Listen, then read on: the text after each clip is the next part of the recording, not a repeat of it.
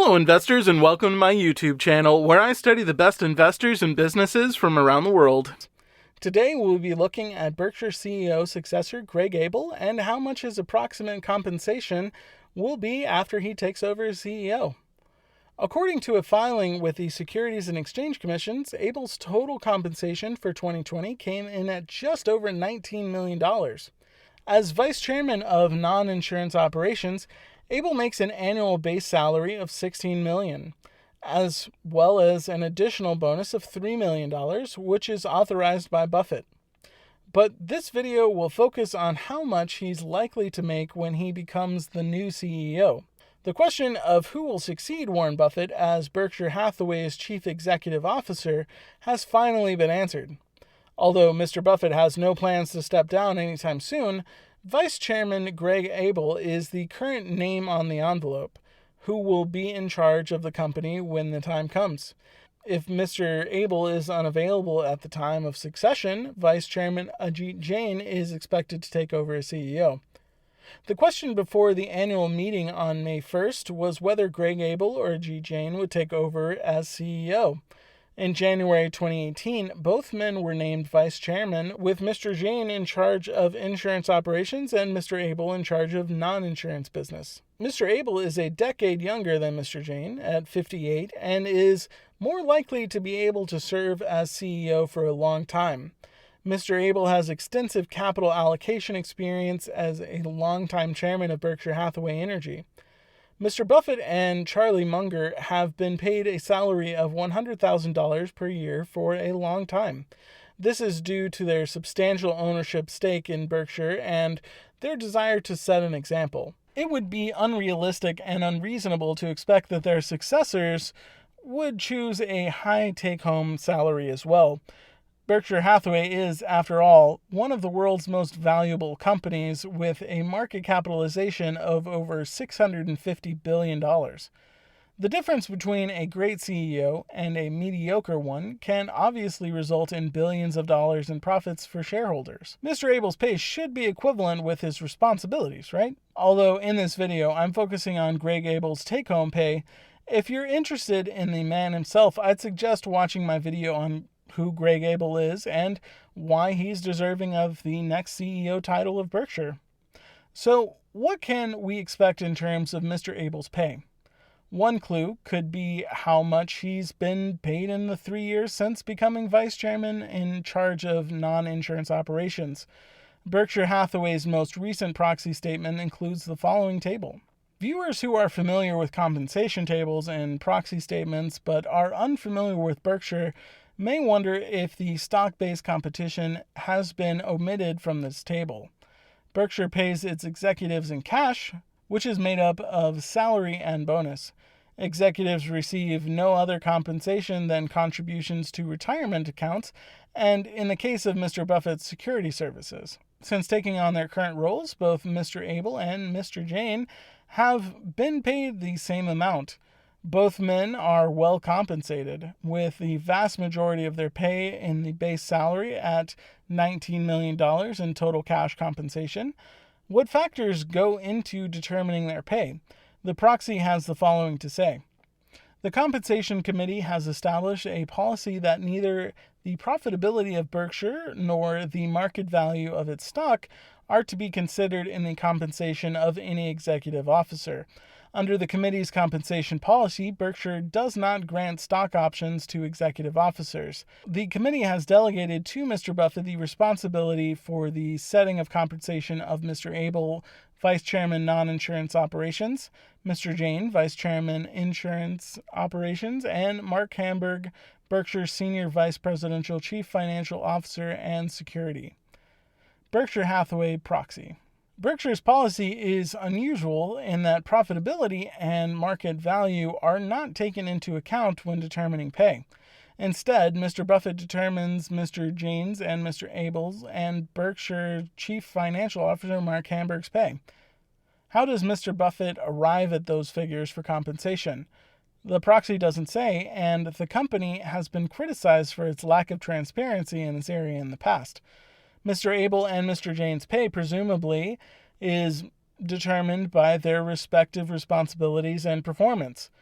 The pay figures, on the other hand, are identical, most likely because Berkshire wants both to appear to be at the same level in the organization and avoid tipping Berkshire's hand in who will be the next CEO. Once Mr. Buffett and Mr. Munger have left the company and a new CEO has been named, the CEO's pay will be determined by the board of directors and the compensation committee. Mr. Buffett has most likely communicated his pay rationale to the board, and the committee will likely follow his lead in the future. However, it is possible that the board will decide to use a stock-based compensation in the future, though I do not believe this is likely. At Berkshire, we can't just look at compensation when considering incentives. It's natural to believe that not including stock in compensation will lead to a misalignment of incentives between management and shareholders. Of course, this hasn't always been the case, given that Mr. Munger and Mr. Buffett both own billions of dollars and have Berkshire as the majority of their net worth. Because they are both major shareholders, they do not require stock-based compensation to feel a profound alignment of incentives with shareholders. So, in order to fully understand Greg Abel's incentives, we need to look at how much stock he owns now and in the future. Mr. Abel owns 5 shares of Class A stock and 2,363 shares of Class B stock, according to Berkshire's proxy statement, in both cases as a fiduciary for trusts held for family members. This is slightly more than $2.8 million based on quoted stock prices on May 11, 2021. Is a $2.8 million Berkshire stock ownership interest significant for a man who has earned between $18 million and $19 million in the past each of the previous 3 years? Most people would argue that having a stake in a company isn't enough of an incentive. But wait, there's more. A careful reader of Berkshire's proxy will notice this statement. Mr. Abel, a director of and the holder of approximately 1% of the voting stock of BHE, also has an arrangement with Berkshire with terms similar to the terms of the agreement with Mr. Scott.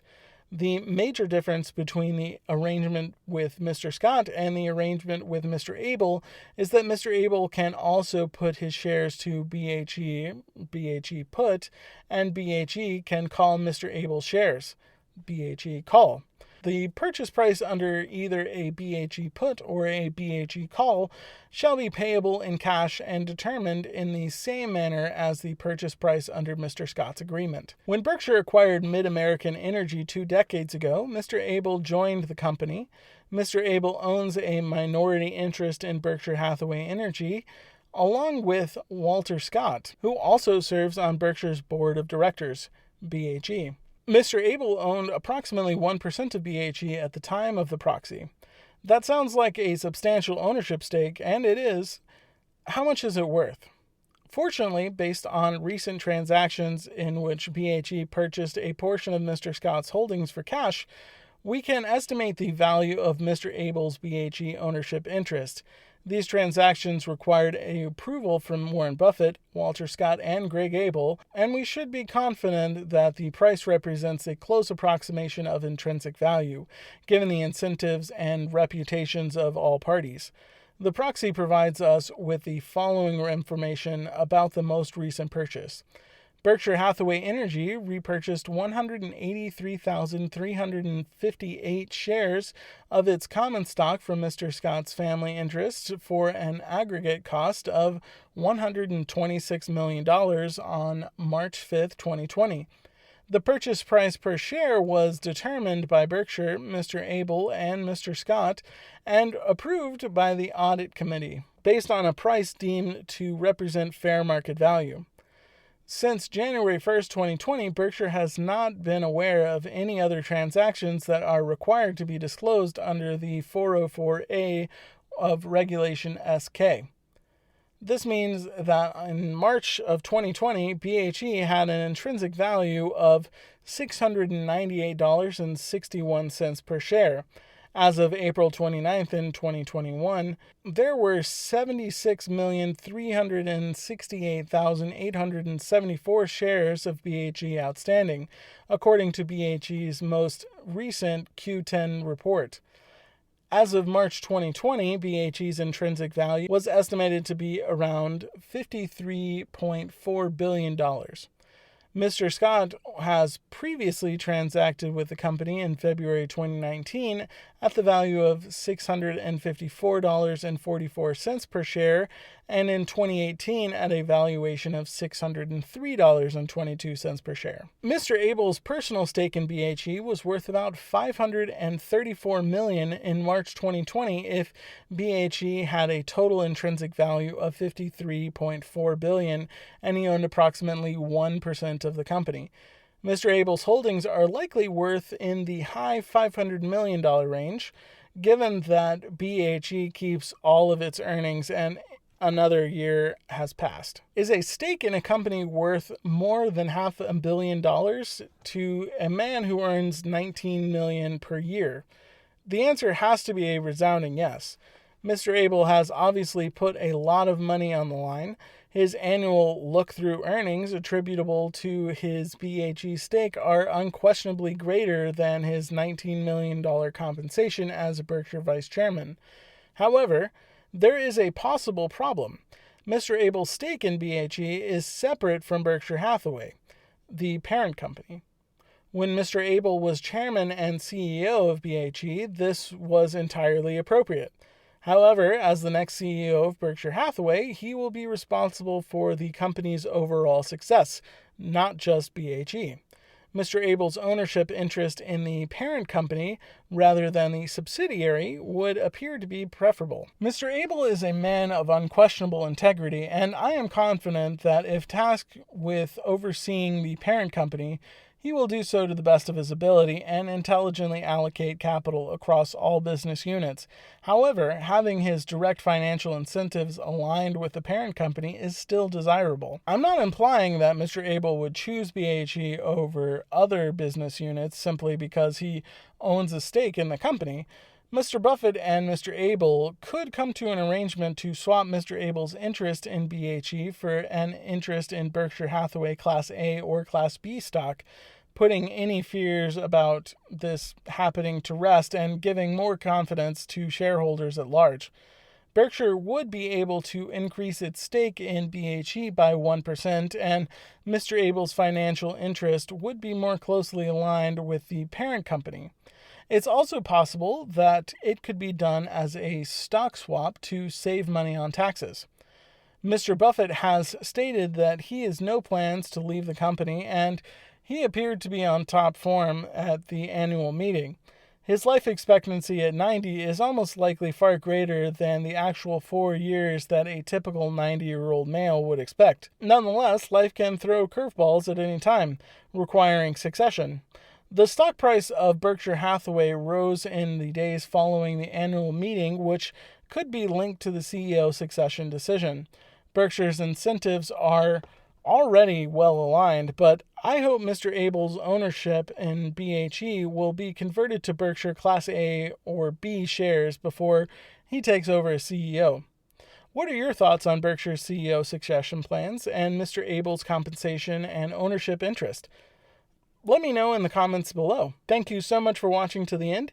If you like this video, please click the like button, comment, and subscribe to this channel so that I can continue to make videos like this for you to enjoy.